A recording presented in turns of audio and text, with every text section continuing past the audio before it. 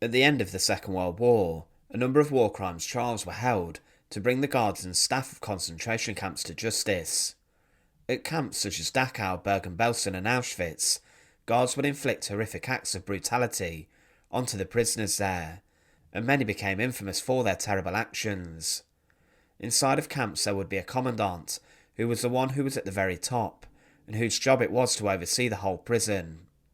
Many of these commandants were the ones responsible for instilling the reign of fear and terror there, and one commandant of Auschwitz, Rudolf Hoss, would actually be executed in his own camp after the war for his crimes against humanity. But there was one commandant of Auschwitz who oversaw the horrific death camp in the final days, who was never brought to justice, having managed to live out the rest of his life quietly in Germany after the war.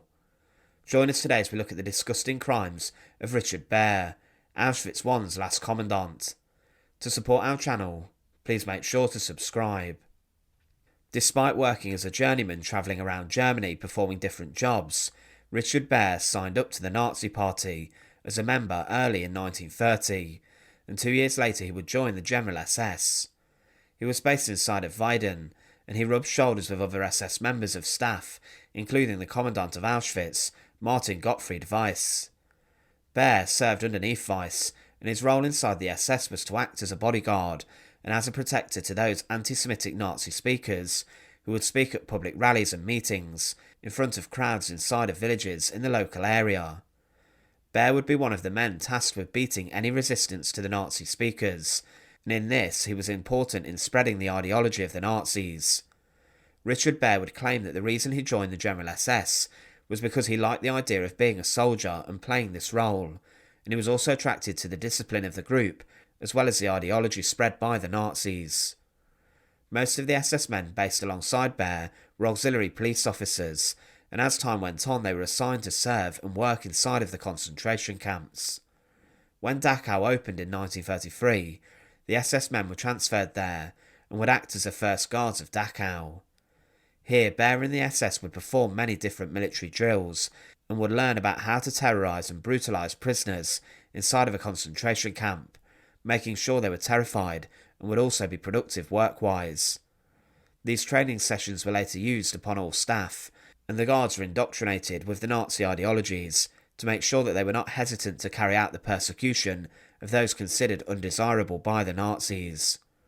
Whilst at Dachau, Baer was taught by Theodor Eicke, who would later become the Commandant of Dachau, and it was said that Eicke was the one who set the reign of terror at Dachau, instigating brutal torture and punishment there. Baer would state that he enjoyed his training, and said that it was very strict, but also polished, and he said, "The more we were polished, the more we were proud of it." So Baer was one of the first SS guards, and the fact he was proud of instigating the violent regime of Dachau shows the sort of human he really was. But then Richard Baer would be transferred in December 1934 to Columbia House in Berlin. This was a terrifying Gestapo prison, which was known for its torture and horror, and inside of here, the Nazis would do anything to extract information from communists, Jews, and others regarded as their enemies. He was sent to the Death's Head unit and would work inside of concentration camps, and he was there when Sachsenhausen was expanded. But he then took a training course and was based in Buchenwald concentration camp before he was promoted to the rank of second lieutenant in the SS in September 1938. He then travelled on again to the Neuengamme concentration camp, which had not long been opened, but he rose to prominence inside of a camp there. He had become a commando overseer, and it was his job to oversee groups of prisoners whilst working, and he was the one who would be driving the prisoners whilst he was watching them and forced them to complete more back-breaking work. But at some point he then had a change of heart and wanted to serve inside of the army, and asked to join the front line of the Wehrmacht's war effort. After this was approved, he was sent to the Eastern Front to fight in the Soviet Union, where he was injured in December 1941, and he was then sent back to Neuengamme. He then became the adjutant to the commandant of this camp, and whilst here, he was involved in the executions. He was responsible for the mass killing of Soviet POWs inside of a gas chamber that had been made. Overall, inside of this camp, 42,000 prisoners would be killed. Baer was also responsible for the selections of the prisoners who would then be massacred as part of the Action T4 programme, the euthanasia programme, administered by the Nazis, that killed 300,000. But then Richard Baer, who was seen as a competent assistant, worked with Oswald Perl, the chief of the SS main economic and administrative office.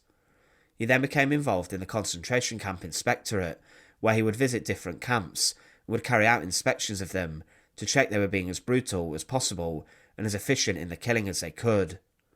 But then he would get his promotion to the Commandant of Auschwitz I, the largest killing centre of the Holocaust.